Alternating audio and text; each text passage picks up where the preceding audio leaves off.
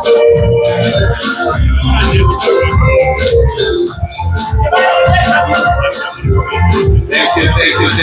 you.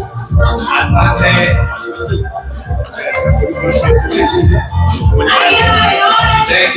Thank you. Asante sana.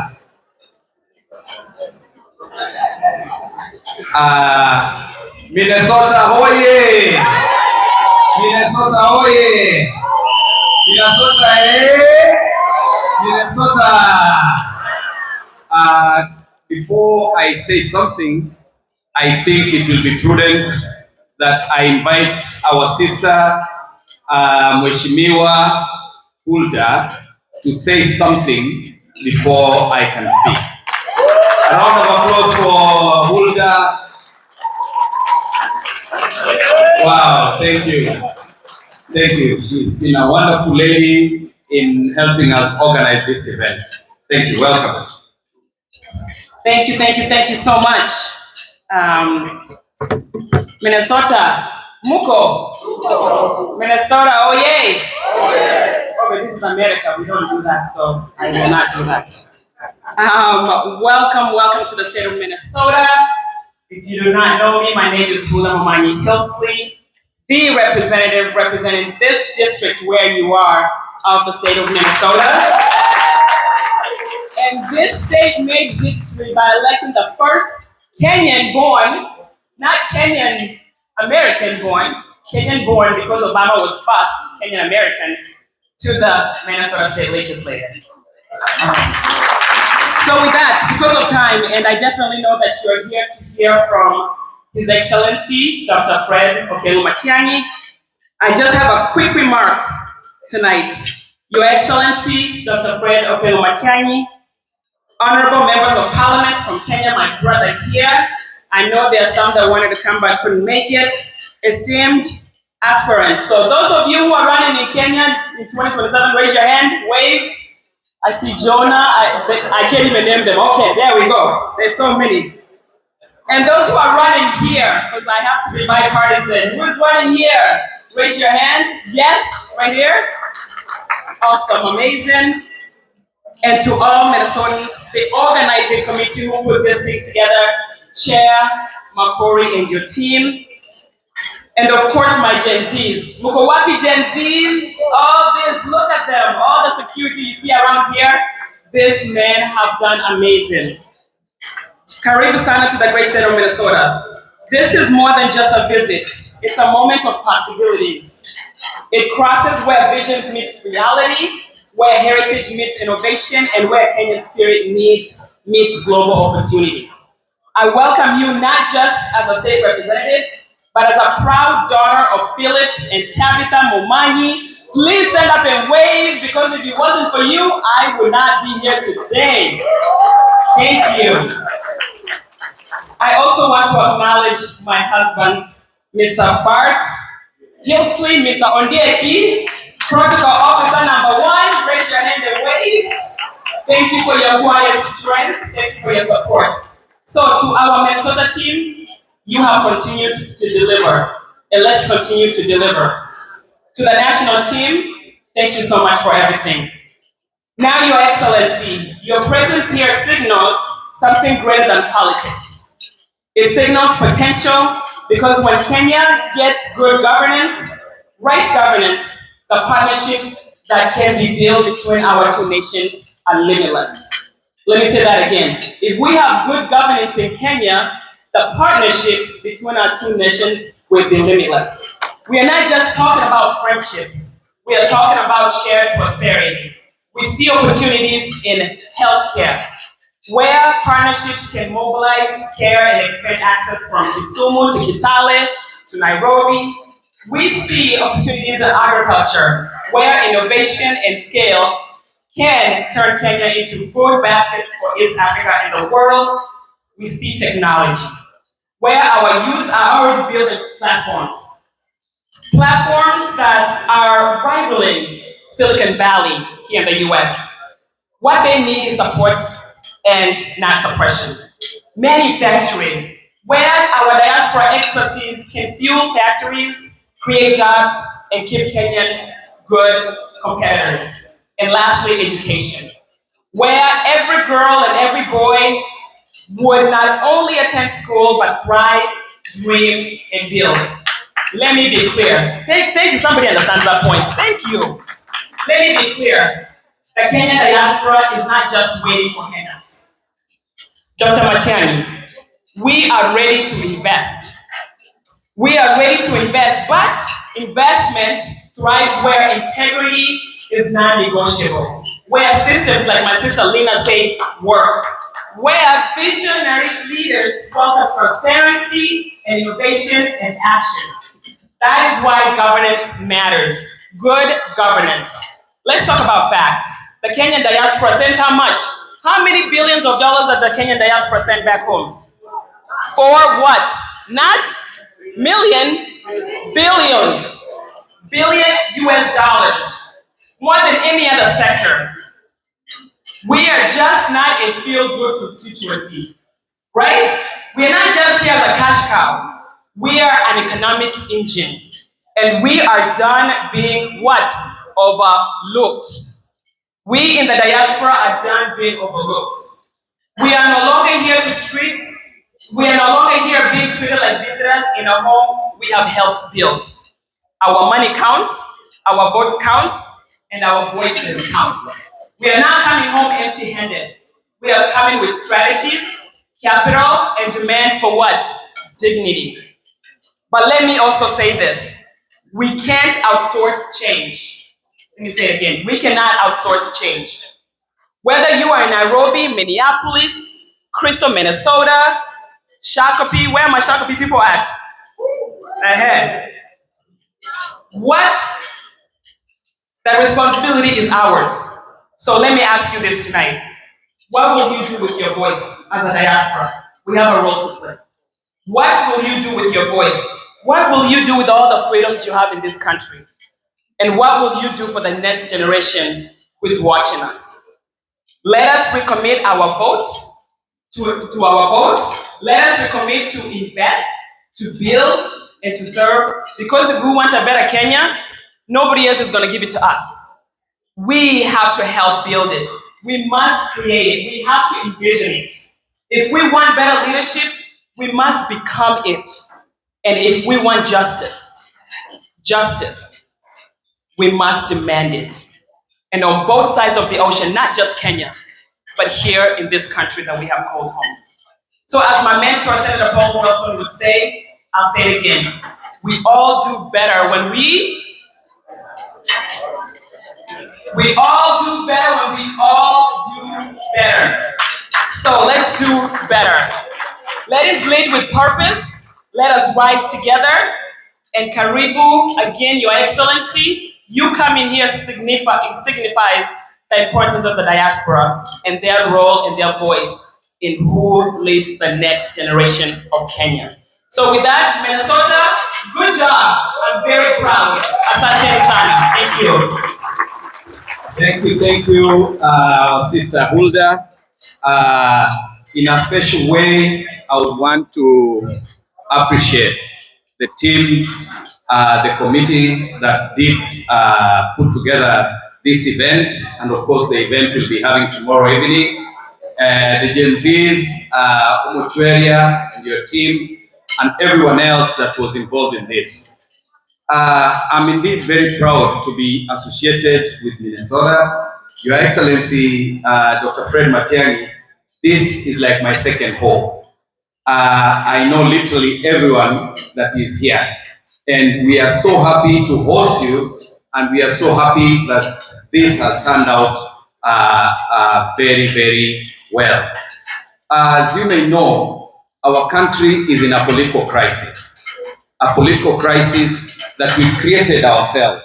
We allowed ourselves to be hoodwinked by an individual who lied to hustlers or the downtrodden, an individual who managed to cheat the church, an individual who lied to professionals, an individual who was gifted with the gift of the gab, and he managed to hoodwink a whole nation, a nation that is taking down the wrong path. And for that reason, Today we are gathered here to bring an gentleman who we know has served before in the office, in the Interior Office, in the Ministry of Education, in the Ministry of Information, in the ministry, and he was again the Prime Minister when we were tangatangaing with the current President, William Ruto. This political crisis has created a huge problem. And for those of us who read the Bible, in Proverbs 29 verse 2, it says, when the righteous are in power, the people rejoice. However, when the wicked, like the individual we have today and his surrogates are in power, the people are crying. And it is for that reason that we have to change the leadership of our country. Are we in agreement that we are going to change the leadership of our country? Are we in agreement that we are changing Kenya? Can we see that by a show of hands? And today, we want to invite you, Your Excellency, Dr. Matiang'i. You know, they say you have never been a kettle chairman. You've never been elected as an MCA. You haven't been elected as a member of parliament.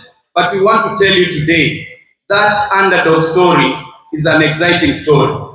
We want to genuinely do that thing of taking you from bottom to the top. And today, I want to tell you that all this that you're doing will one day pay off. I know you have sleepless nights. We talk often, sometimes in the middle of the night. And I know 24 hours are not enough for you. But we pray and continue to support you in everything that you do. And we promise you that we will continue to work with you.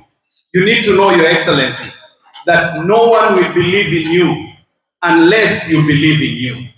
We want to see the Matiang'i we saw in the Ministry of Interior, the Matiang'i we saw in the Ministry of Education, the Matiang'i we saw transforming Kenya.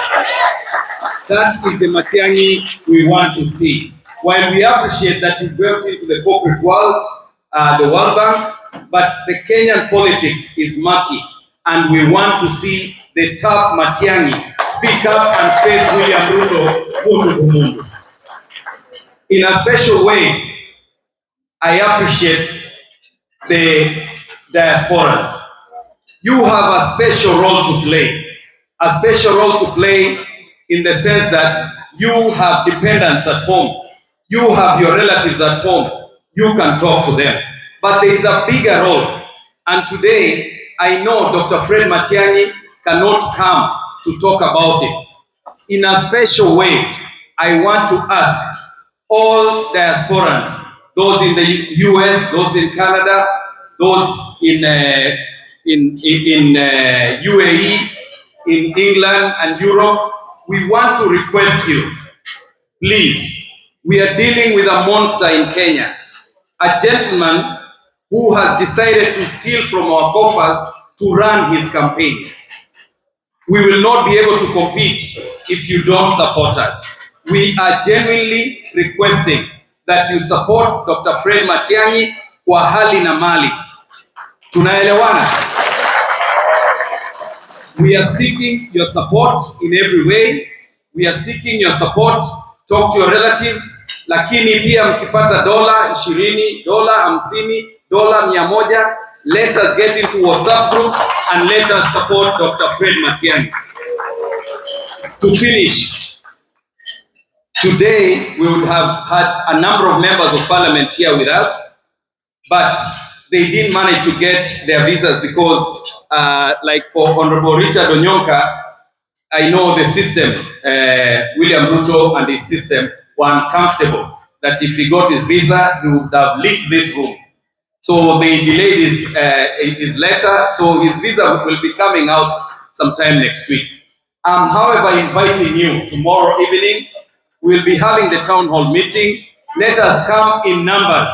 Let us come in numbers so that we get to listen to our Excellency, Dr. Fred Matiang'i. Dr. Fred Matiang'i, we know you can transform our country. You have the power, you have the will, you have the enthusiasm, and we believe you are going to do this together with the team that you are working with. We appreciate the team you're working with, Honorable Wamunyoro Gashagwa. We appreciate our brother Kalonzo Musyoka, Eugene Wamalwa, and Natembea, and all the others. We pray that you remain united. You are a gifted diplomat. Just ensure that you don't break up the association that you have, because you have the numbers to topple this monster for us to transform our country. I will finish there, and at this point, can we all be upstanding and some music, please, to welcome our Excellency Dr. Fred Matiang'i. Wapi mziki?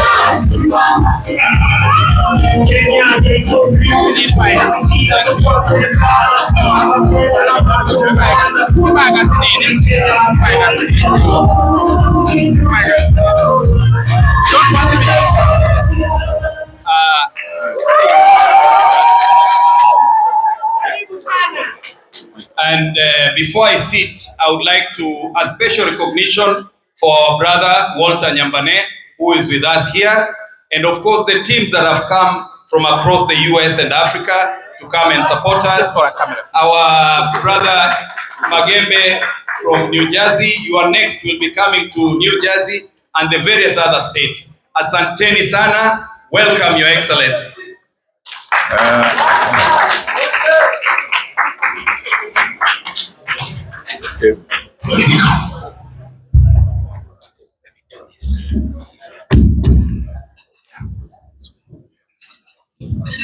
Good evening. I hope it works. Tafadhali tuketi, asante sana. I was told long time ago that the microphone is the most important tool of a politician. So if it doesn't work for you, it means your career has not begun. So I hope my career begins by this microphone working well.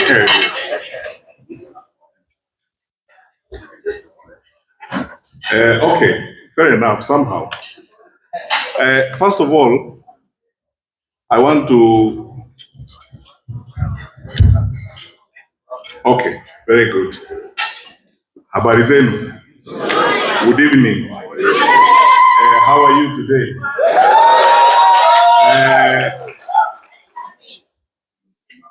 An old man friend of mine told me long time ago that be very careful what you say and how you behave when you are excited.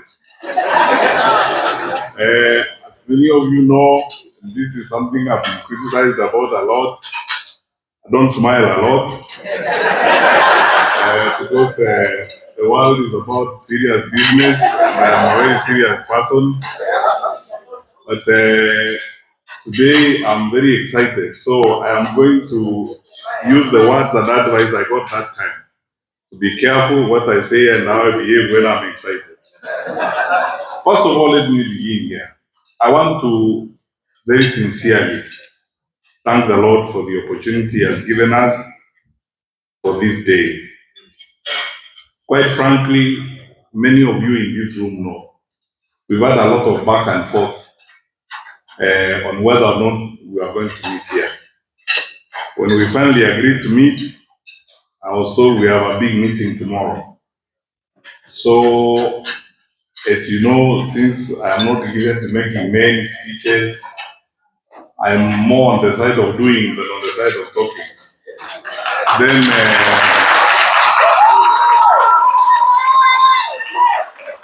I asked my brothers and friends, so what do you want me to do on Saturday evening? They said, no, Saturday evening we're just going to have dinner, welcome you to Minnesota. You get to meet us in our usual home nature, and then from there, we'll meet for a meeting the following day. So, because you said I was coming home and we were going to eat, I didn't see the need of putting on a tie, because when I eat at home, I don't wear a tie. I almost arrived in slippers, because I was saying, you said we were just going to eat, and I don't have to dress in a manner that is threatening food. So let me just arrive, in my usual self. But anyway, here I am. I want to thank all of you, the organizers of this meeting, my brother Makori and your team, our national team that is here, that's coordinating us in the diaspora, my brother Maura and your wonderful wife, Dr. Weche, brother Opande, and all of you wonderful people in the national team. I was trying to count the number of professors in this room. Then again, lost count. Because I never sat, other than when I taught at the University of Nairobi, I never sat in one audience with a number of professors such as are in this room tonight. No wonderful people, all of you are educated. Dr. Lina, I wish your speech was the last one, because you said everything and then we go home. After that, my brother Dr. Karanja, thank you so much indeed for the effort that you have made to be here. Your worship, the mayor, Asha, thank you for the memories of Moi Nairobi girls, and so on and so forth, and things we will talk about. In this audience, there are many people that I share the story of my life with.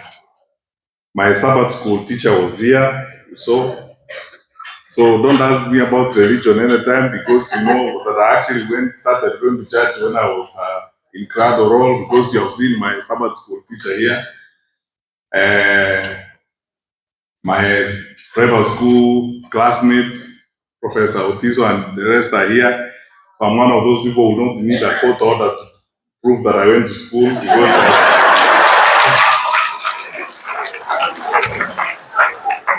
when we started messing up with the education system in our country, the day you see people going to court for a judge to confirm that they went to school, we have a problem. Because how can you have been in a school where there's nobody who claims you as a classmate, you don't have a teacher, you don't have anybody, you have to wait for the judges to tell us that you actually went to school, and so on. And you don't need a judge to tell us that you went to school, because you must have a classmate like I do here, and so on.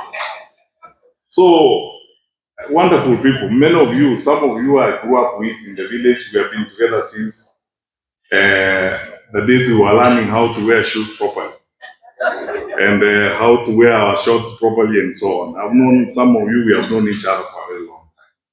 So I thank you. My sister, Representative Hulda, thank you so much for your friendship, for your support. And thank you, wonderful people, for your love and the commitment and everything I've seen here tonight.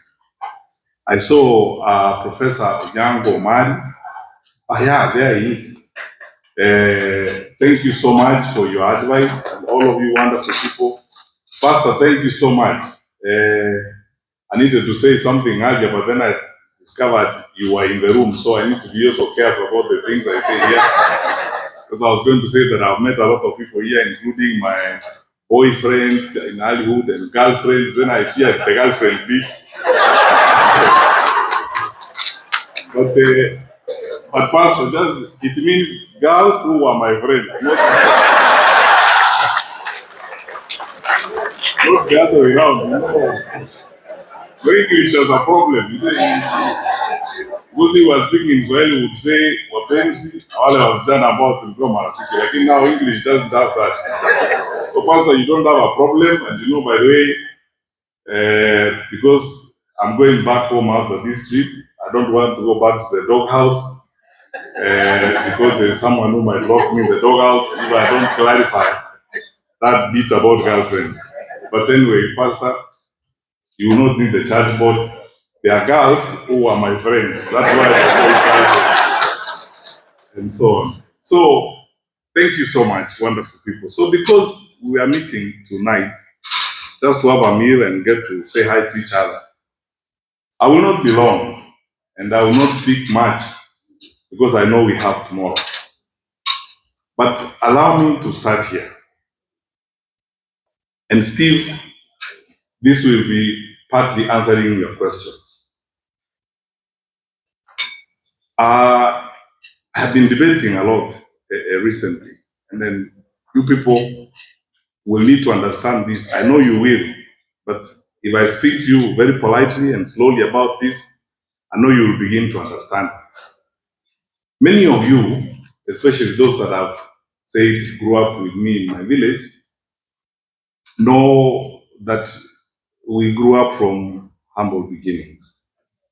We were raised by parents who were poor materially, but they were very rich in faith, in love, and their determination and focus on what is right in society.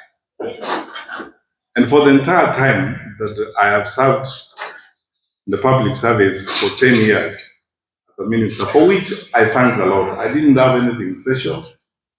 I didn't have to be the one appointed. It's just by the grace of God that I got the opportunity. Every single day, for which I thank God and for which I'm happy, was an experience of humility and very humbling. And every time, and then recently when I started doing this, I've been telling my friends, I don't know whether people know how emotional and how humbling public service can be. Let me give you two examples. I acted briefly at the Ministry of Lands, and the minister stepped aside. And every day, I would come into the office and you see, how people are suffering and so on. You see crowds of people in Arabia's on the ground floor.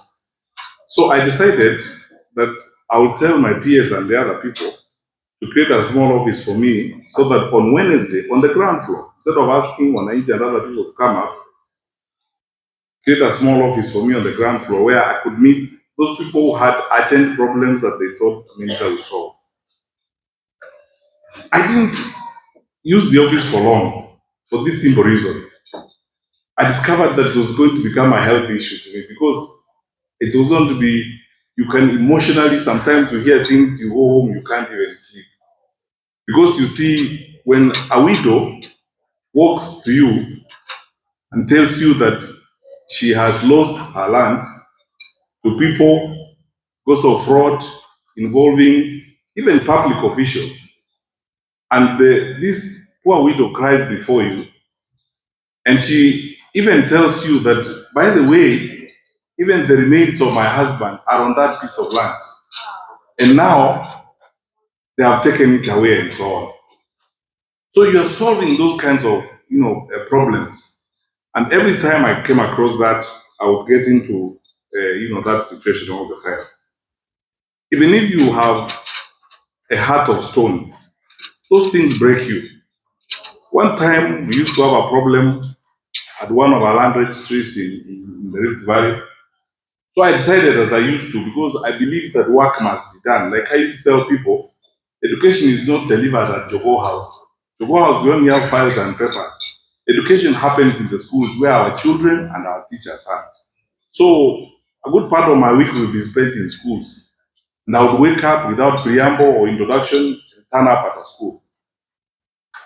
And that's how I discovered the challenges and tried to solve the challenges with the teachers and the parents and the students. Finally, one morning,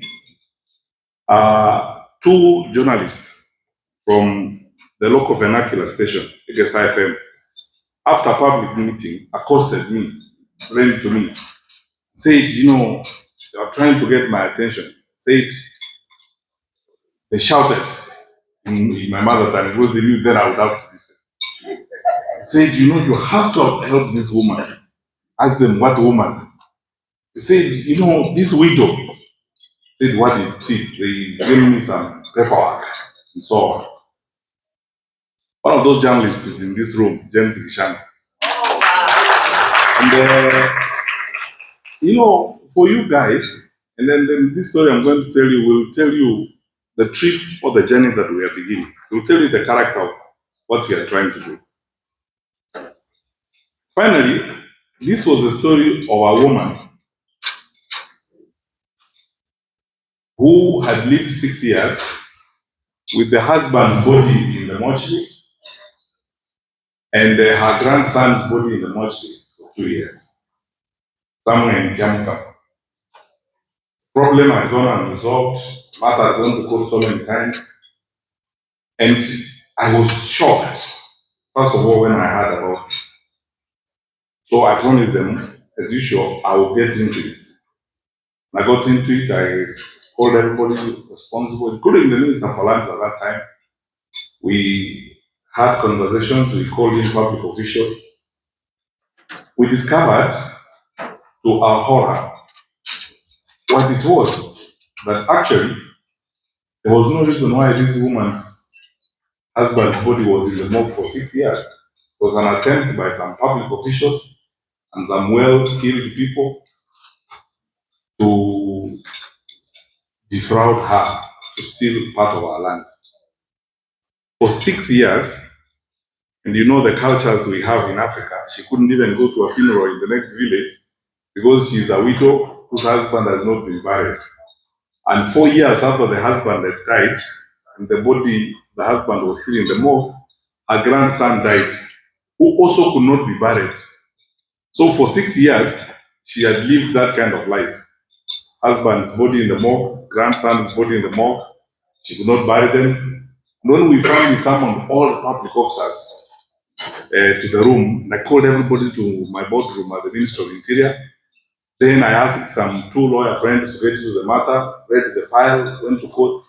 The lawyers, first of all, were shocked that a magistrate actually gave an order to stop the burial in the first place, because there was no convincing basis that upon which this order was given. Then the rest now is history, because we discovered it's a progressive and accumulative story of manipulating and navigating the public sector in favor of the crooks against this poor widow. So I went into this matter with my characteristic energy and insisted that we bury the dead husband, we bury the grandchild, and I mobilized members of the public and professionals from my district to build a brick house for this woman and a brick house for her son, and buried them. And then to make sure that people don't repeat this kind of nonsense again, I flew there even with the Minister for Lands to that home to show the village that this is not the way people are supposed to be. Why am I telling you this? I'm telling you because still, public service for me is actually an endless journey of eternal humility. It's service. And service to the people. I honestly believe it, and I believe it from the bottom of my heart. There isn't a single day I was in public life that I didn't wake up thinking about the impact or the effect of what we are doing on the people that we are leading. So, fast forward to this moment now, and I'll speak some more about this tomorrow when we meet. My brothers and sisters, I thank all of you because I can see you here are gathered as Kenyans. And by the way, as Honorable Anthony Kibageni said, I come here with greetings from the Honorable Rigathi Gachagua, who is in Texas, the Honorable Kalonzo Musyoka, the Honorable Martha Karua, my brother Eugene Wamalo. We talk all the time, and we are always, conversing and consulting about challenges such as you guys know. Why is it different now than it has been before? It's different now because our country is facing very unique challenges. Therefore, I have resolved myself, and I think this is the first invitation I'll make of you, that if we are going to make a difference, first in our individual lives, in our communities' lives, and in the lives of the nation, we must first of all be truthful. Let's be honest and face the challenges we are dealing with honesty and sincerity. In 2022, I was invited by Archbishop Sabit to attend a meeting of the Anglican clergy in Nairobi who were preparing for elections. And I went there and there was a gathering like this, all wonderful people from the Anglican church, clergy. And I actually promised him that time that because he was going to ask us questions about how we were preparing for elections, yes, by Executive Order number 1 of 2019, President Kenyatta had appointed me to coordinate government affairs. I will turn up at that meeting with the Inspector General of Police, with the Attorney General, and with my colleague who was in charge of ICT, the Honorable Joseph Michel. We spent the afternoon with the clergy at that time. Then they fielded question after question, including about, we are being promised these things, Amambola will get X billions, border will give you, I don't know how many 100 billions, I don't know who, everybody. Then the clergy asked me, how come you people are not spending money like that? The process. I told him, look, there's one thing I will not do. And by the way, I want to tell you this tonight, because when we are seated in meetings like this, we should never forget that we're in the presence of God. Meaning, if to get along and to go forward, I'm going to be forced to lie, to start creating things here. Look, I want to be very honest with you. I would rather not get that job. I'm not interested in lying to people, cutting corners and abusing people's trust, as it were. And I told the clergy who are listening to me that time, those are the videos you have been seeing doing rounds around. So that we are being cheated, this is a lie. And after the COVID pandemic, now we have a pandemic of lies because of the elections. We are an outbreak of lies. People are just moving around the country lying, telling you things they think you need to hear. Now, we are about to start that pandemic of lies is on 2 in Kenya. You see people flying around the country, talking about empowerment, planes flying here, flying there. Every Friday they are busy. 8 choppers there, 9 choppers there, flying around. My brothers and sisters, don't you ever be bamboozled and lied to by those types of things you are seeing. Our country has got serious challenges. And those challenges, a good number of those challenges are man-made because of bad management and bad decisions we have made in the leadership of the country. And now, drama is being occasioned in the country to hoodwink people, because I honestly believe that if you do your work, you don't need drama, because the results of your work will be seen. For me, if I go home tonight and sleep, when I hear Asha saying what he said about the exam in 2017, that's enough for me. That's my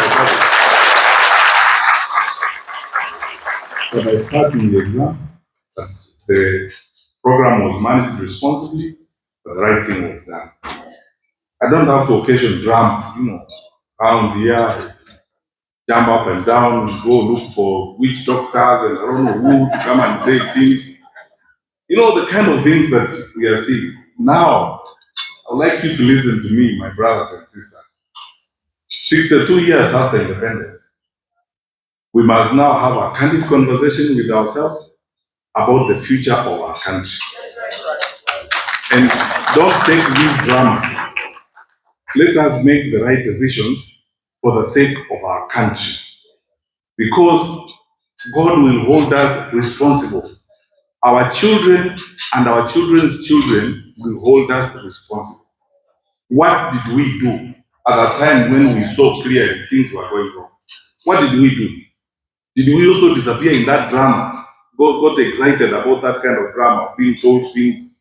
You know, I said when I was in DMP the other day that all of you people who are here, who are looking at me, nothing speaks much more eloquently about Kenya and the capacity we have as a country than all of you looking at me. Hey, look at you. You went to school in Kenya, you were educated. Then you dared to go abroad. You came here, worked hard, and as I said, I lost count of the number of professors in this room. And they educated people. So how is it then that with that level of exposure and with that level of awareness, we are seeing the things we are seeing in our country? Where now we are debating about reducing money for schools. Who does that when you want to develop your country and education is our gold mine? Because skills development is what we need. By the time we were leaving office in 2022, we had gotten capitation to 22,600. Now it's being reduced to 16,000, and it's not even going to schools. I was reading the Auditor General's report last night, and these are things which you, as I told you, public services has got its own challenges. I can confess to you, if you are a conscientious leader, somebody who thinks about the lives of the people you lead, somebody who genuinely thinks about the welfare of the people you interact with, I'll be very frank with you. There's some things you come across and you don't know how to deal with them. You feel so pained. How can we import rice, 500,000 metric tons, and where rice farmers, I mean, how? They have closed sugar factories. I'm sure if our national leaders went to that side of the country, they will be singing another song and lying and paying people and trying to bamboozle them with helicopters and so on. Those poor cane farmers are still there. We're importing duty-free sugar. Some of it declared unfit for human consumption. So, what is wrong with us? The challenge I have for you tonight, my brothers and sisters, as we go forward. Many of you in this room are believers. Our country has been given to us as stewards. We will account to the Lord what we did with the country He gave us. When we had an opportunity to do something, what did we do? To listen to these stories, as I said, too much drama. That's why, personally, I have to confess to you, I am more on the side of doing. I would rather people worry about the impact of my work than worry about the speeches I make and the drama I occasion when I arrive in a town. How I spoke, life comes to a standstill, and so on. And people must now, bow to me and so on, and beg me and tell me things that are silly. I don't like hearing those things like, oh, you are great seer. There is nobody who's a seer. We are here to solve problems.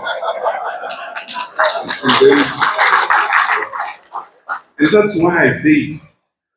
And this will remain my mantra. I'm coming to you and I'll speak even in greater granular detail tomorrow to ask you that by the grace of God, when we get to that point, I will ask for your vote, but also hold me to account.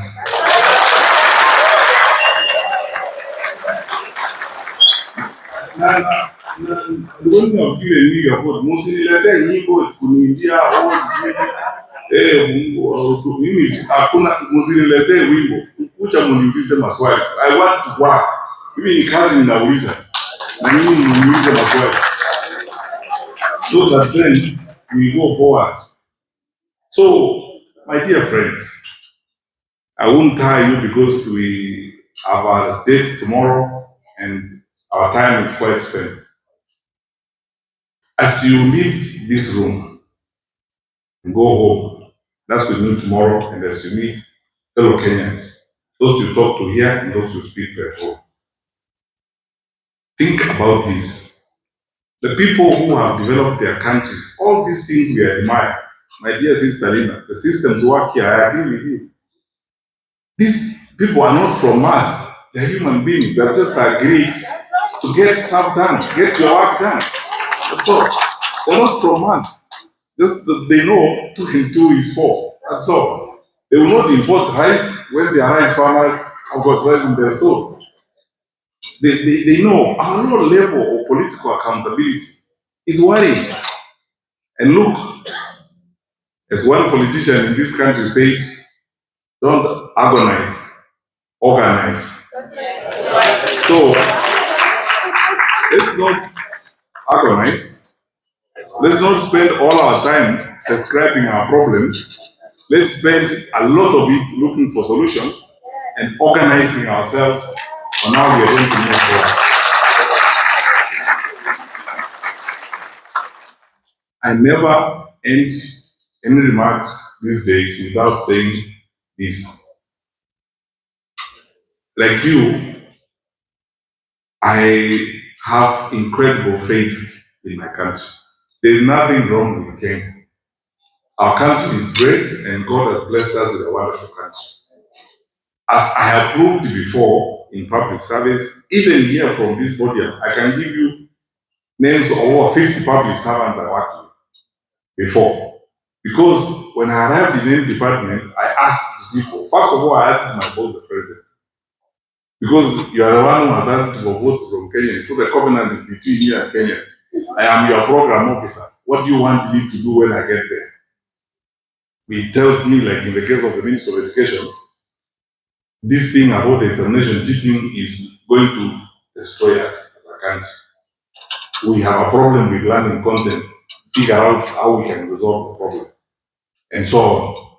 So, I tell him, boss, mimi ni mtu wa kazi, tomorrow tumeanza. And every time you go there, you meet wonderful people. That's when I worked very closely with the late, my brother, Professor Magoa, and all these people. When you sit down, you're brilliant. I mean, we are spoiled for choice. It's shocking that we are performing the way we are in some cases. Smart people who have got solutions. I call in the leaders of the secondary schools health association. I shake hands with them. We sit down. We work on solutions. People have suggestions. All they need is trust. That they trust you as a leader. That what you are telling them is going to work. That you don't tell them today, join it tomorrow, or alternatively, you tell them we are running a free system that's working, but you are the one receiving bribes at night. It doesn't work that way. Because you have to walk the talk, live your word, and nothing beats exemplary leadership. Because people will believe your actions more than they will believe your words. Does it work? So, my dear friends, I believe we have a great country. And I can tell you this without fear of contradiction or any doubt or hesitation. We will build our country. We need to pull ourselves together. We will resolve the challenges we have. We will fix them. And we will move forward. We are a resilient country. Our people are great. I can give you numerous examples. I was the Minister for Security during COVID. And during COVID-19, it's incredible what I saw, the spirit of the Kenyan people. The Kenya Association of Manufacturers, there's a woman called Phyllis Wakiaga, if you know her. Fantastic lady, CEO. Kenyan business people donated a water tank for every police station without anybody paying them. And they told me, Minister, we will take the water tanks and so that our police officers can wash their hands. I went to a roadblock at night in Limuru, somewhere there at 1 a.m. to figure out, because that's one of our major routes of movement, so that we are dealing with the spread of infection. And I discovered that a businessman had agreed to supply our police officers on that roadblock with bread. Every morning, dutifully, that businessman was sending his van with bread to those police officers. And the women around that Limuru area had come together and agreed to make tea for those police officers. In Katani, somewhere in Eastern Province, I went to a roadblock. I spent a Sunday afternoon with some women who really touched my heart. These women had come together and they had decided they would cook for the police officers on that roadblock. And they were dutifully putting unga together, cooking for them. One of them, the leader, is a lawyer. That's the spirit of Kenya. That's the Kenya I know. That's why, wonderful people, as you go away from here tonight, please, if you forget everything I've said, don't forget this. We are better than what I see. We are better people. We are better people than the management I'm seeing of our country, where thugs carrying weapons are moving side by side with uniformed police officers. We are better people than that. We are a better country. In fact, for us, 62 years after independence, we are a better and decent country. Those are things that are not descriptive of Kenya. Kenya is better than that. And make no mistake, that is not our destiny. That very lowly behavior, that very crazy conduct doesn't speak about Kenya. It's just a group of individuals who believe that they would hold on to power through crude mechanisms like those.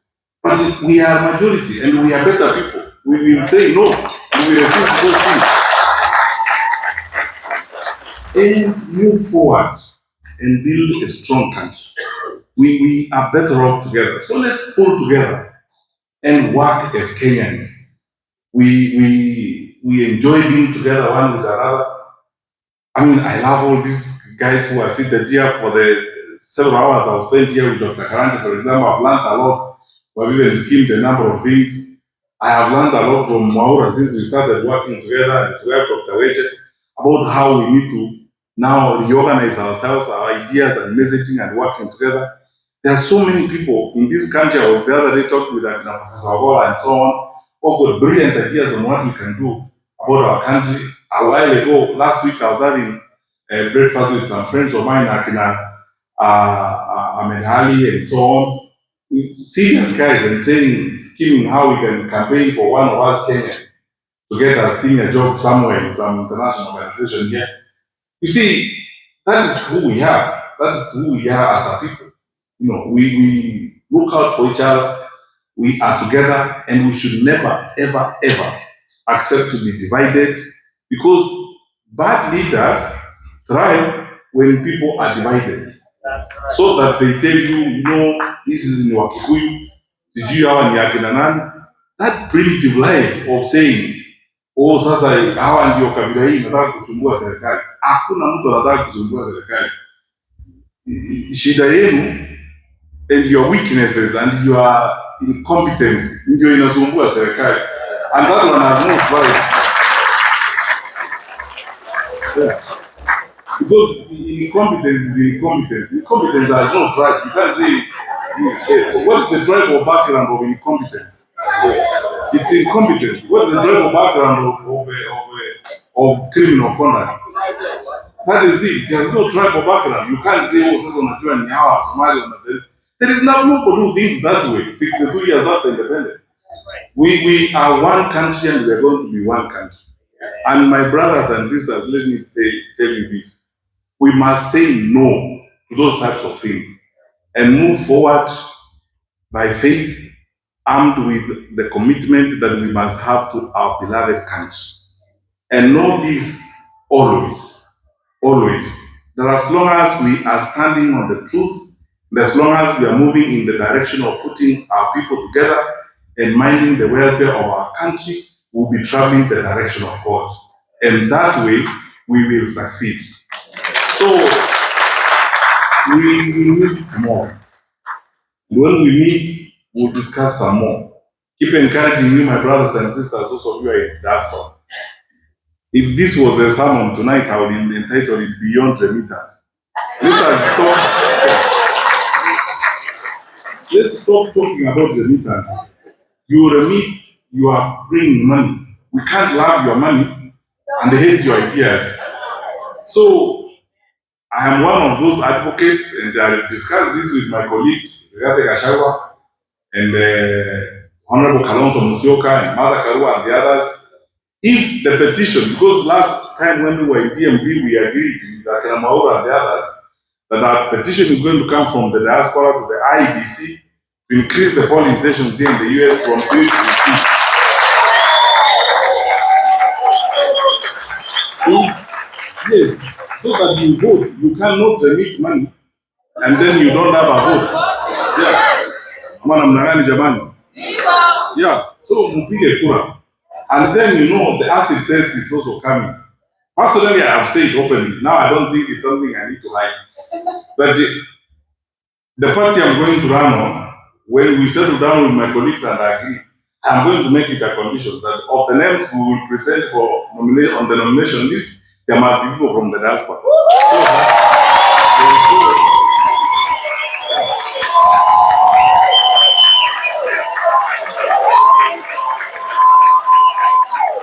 So that you can go where these decisions are made. Because you see, mtu hawezi kukuambia wewe leta tu pesa, mimi najua vile nitafanya, wewe leta tu pesa, au tuonane baadaye. Hapana, we want you to be there where and by the way, don't focus only on the National Assembly and the Senate. I believe you can occupy, for example, in the city county of Nairobi, we should have nominated MCA who has roots in the diaspora. Because all these houses that you are buying, you are buying them where? They're not in air, you're buying them in Nairobi. And all these, these houses, people are putting money, you're buying them in Nairobi. So somebody should sit there when the decisions are being made to know how that is happening. And the various councils across the country, because when I was in government, the Cooperative Bank branch in Kisii was one of the highest recipients of remittances, from here. So you should actually have a nominee in that county assembly to see how your resources and so on are being used. So don't just send the money. Now also send your voice and your vote and participate. And thirdly, your people have got good linkages with leaders in this country. The representative is here. And some of you can talk to the governors in this country and the senators. My dream is, the way I've seen other countries are ratcheting up their courses, you too should ask questions of the representative institutions of this country. Because diplomatic relations are between people and people. The leaders only chaperone those diplomatic relations.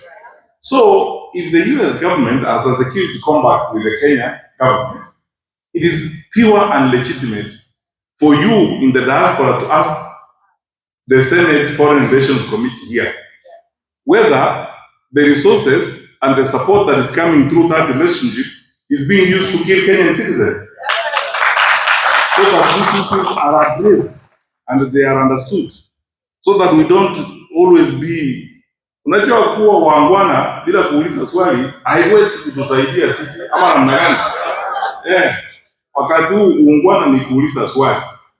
Ask a relevant question. Hiyo ndio kuwa muungwana. Muungwana si kukaa hapa tu na kuendelea, hapana. Kuendelea sasa lazima tuulize maswali. Sasa mimi nawaomba tafadhali. Think about these things as you organize yourselves. Participate in the affairs of your country now beyond remittances and ask the questions that you need to ask. And then you, by the time a guy leaves Machakos and gets here to even know where the Senate Foreign Relations Committee sits, I mean, you guys know already. You can just put together a petition, go to the senator, and let this matter go there and ask the questions. What is going on in my country? You have a relationship. Where is these resources going? You are giving. You know what is happening with them. That is how you help your brothers and sisters back home as we go forward. So my feeling is that now we focus on the future and we remain focused on improving our lives. So my brothers and sisters, do not lose hope. Some of those challenges that are happening are momentary. They are for now. We will overcome them. And if we pull together and work together as we are saying, we will obviously improve the lives of our children. We will fix the challenges we are seeing in the education system right now. We will fix the challenges we are seeing in the administration of the country and clean up the country and have a better country as we move forward. I believe we are better people than this, and our better days are ahead. So,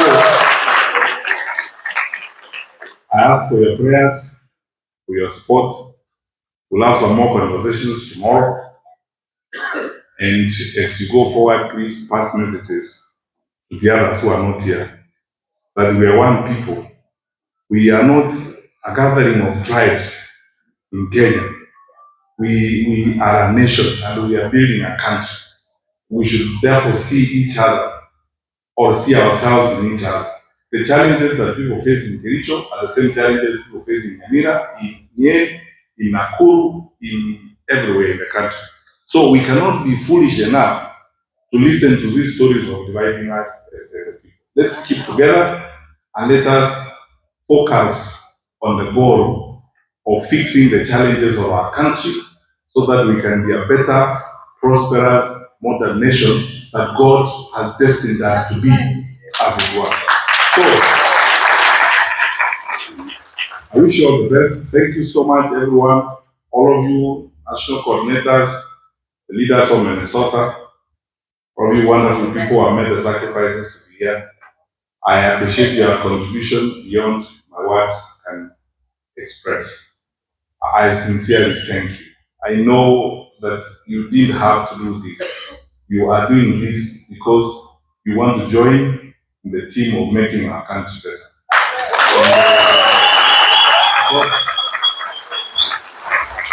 And I promise you, both today, tomorrow, and always, I promise you, you can count on me. I will keep my words, and may God bless you. This is one of Ongendi. I think you guys, Ongendi is here on Kemiko TV. Ongendi, just tell us an overview on how you guys welcomed His Excellency Dr. Fred Matiang'i, how it has been and what's the plan and well, the future for you. Thank you very much, viewers. My name is Honorable Onkendi Jonah Wandieki from Bonchari constituency, but I'm here in Minneapolis, in my city here, and I'm part of the national committee here in the U.S. working for Dr. Matiang'i, coordination of his programs here. We told people that if Minnesota has not spoken, Diaspora hasn't spoken yet. Right. And as you know, the kind of people are here, the crowd over here, people have come out for this dinner. It has been very enthusiastic and it gives us courage and the hope that we move forward to make sure that we redeem the country. We have problems in the country, and the message today, have you heard from Dr. Matiang'i, is that it doesn't matter what is going on right now. We have serious challenges in the country occasioned by mismanagement and misrule. Right. And we are looking forward to the new leadership in 2027 when we get Dr. Matiang'i as the president of the Republic to take over the country and bring serious reforms and management so that we move forward, as it were, like he said. Yeah. Thank you, Ongendi. I think if I'm not wrong, I know you are looking for MP seat. Yes. When you are constituency. Bonchari constituency. Bonchari. Are you still going in for Matiang'i for this seat? Yeah. You see, talk to your people, man. Matiang'i is Talk to your people. Matiang'i na tata abantu baje kumurana CSA yes parliament. Na engineer room no yo mo yo jikoba say parliament ya 14th parliament. make sure ngaji bill chitete wetiwa chetiwe bali bota muikiringa kiyo no nda abe nkomwikira bwana baletera mangana Yes. so suku mekenya yetu chibosio tonyo leaders sota geta se country yaito Yes. elindi to change ye country yaito moma yete bina abe biro bi abagocha gocha be kituna Uhuru Kenyatta igasi akora ekine kito tete bona se Kenya moni ya Kenya ya change and we believe nga tusikubwa Tanzania we are going to change our country igona onde asibali waje ko baba chikule biro ki bojumbe bali wako support say we under Dr. Matiang'i amane team yaito ya we are say some opposition to take over government to run the country ya constituency nye ongea ni biyamneta keire wethera somo choko yuko kurugoro tokonya abantu baito abonjali mo weso kolera mona maligango cyane kubatinya ngo cyandeka ko tinya abantu baito malika ndo nya ko yora obora yubya obole bora bono bwakure bora bono ligeri gaiga ngiye ko mujumbo itatacha abwate simo mugako yuka karajitega ketango tabwati ya se wasengene visa tabwati ngiye tachira abwate so ngo denga abantu baito bonjali ito bwato monto oro muoro omujimbo tubwate mwako njoke wabiro muoro bone singe njore indolent bone bunge goja 14 parliament tetageti abantu baraboro abu no nkerje no muri yo fit in ano geraba guzibuya abanchali buya na ense yitu ya Kenya ya mochoko igo abantu ito kabata yale bwate bibande na ande so ase campaign mwako Matiang'i to konye Kenya na gusia ito. Talk to your Gen Z. Gen Z, you know we are at the deal. Gen Z, you have the vote. You have to talk to us nice. Gen Z, this time. Tell them what about Gen Z. Wacha niwe kwa Kiswahili. Yeah. Wana Gen Z. Tunazungumza sana kwenye mitandao. Twitter, Facebook, Instagram, X. Yep. Lakini tunahitaji silaha moja. ID. Silaha moja ni kwamba uhakikishe kwamba umepata kitambulisho na umejiandikisha kama mpiga kura. Kwa sababu bila hayo mawili uwezo ukashiriki kwenye mchakato. Yep. Unaweza ukapiga kelele kutoka asubuhi mpaka jioni lakini uwe na kitambulisho. Kama sasa hivi tunawapiga kura milioni 22. Na IBC nasema kwamba inatazamia kwa utakuwa na wapigaji kura milioni 27.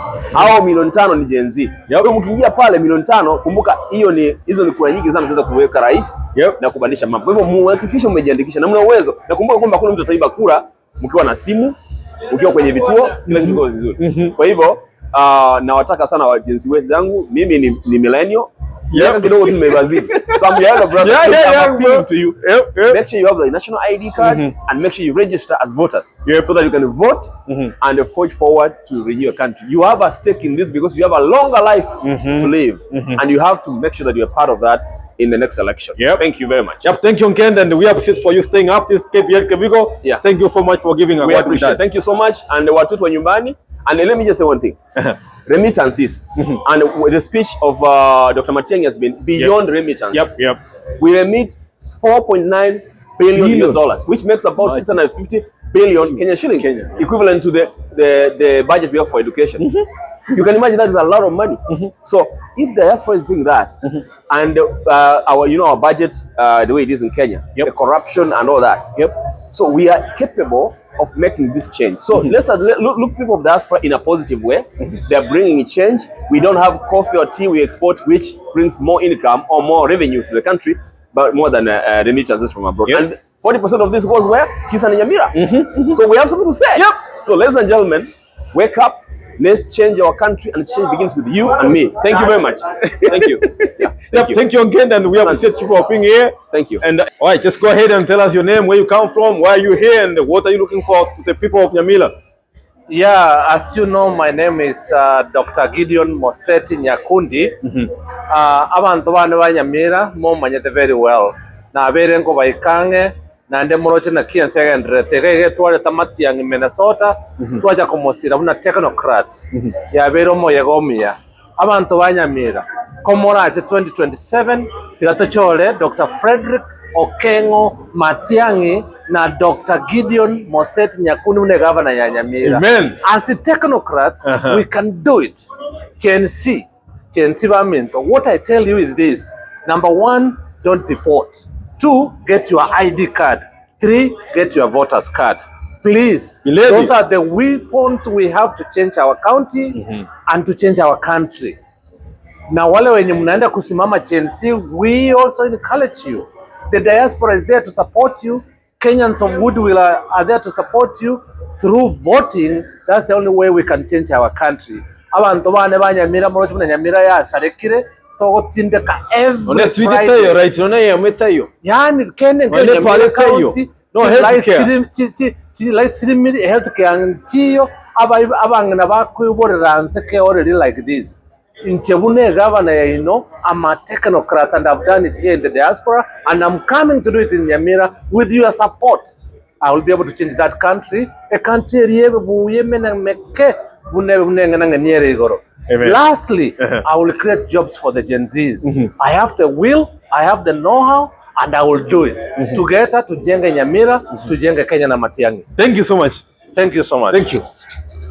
1, 2, 3, tuambie mahali unatoka. Tangoro kujofre ongeri korumanga esise ward ase mushimiwa Matiang'i akorwa rero twagokire gutwara mushimiwa Matiang'i oto chokire boronge nga emiroberi niri yabwate yogotokonya to save a country yaito naende obumaine ntubwata bokon obutwara ringa intwebuna abantu abamukuru abantu bomugusi michande nabo toyesolve korun kasi Matiang'i arwete twagokire naende tutaite koranga tukomusira erindo bosokumbo banga gokonya isiko nasobo michando negoroteki kwa hivyo tutarudi tujipange toro si bintu bitunga tachora abaya babwate the same vision na Matiang'i abwate erindo tunyare ko tokomusira abe successful so ambibwa na rainare ko baboria asichinga kichiga bia mono. Thank you so much. Yeah.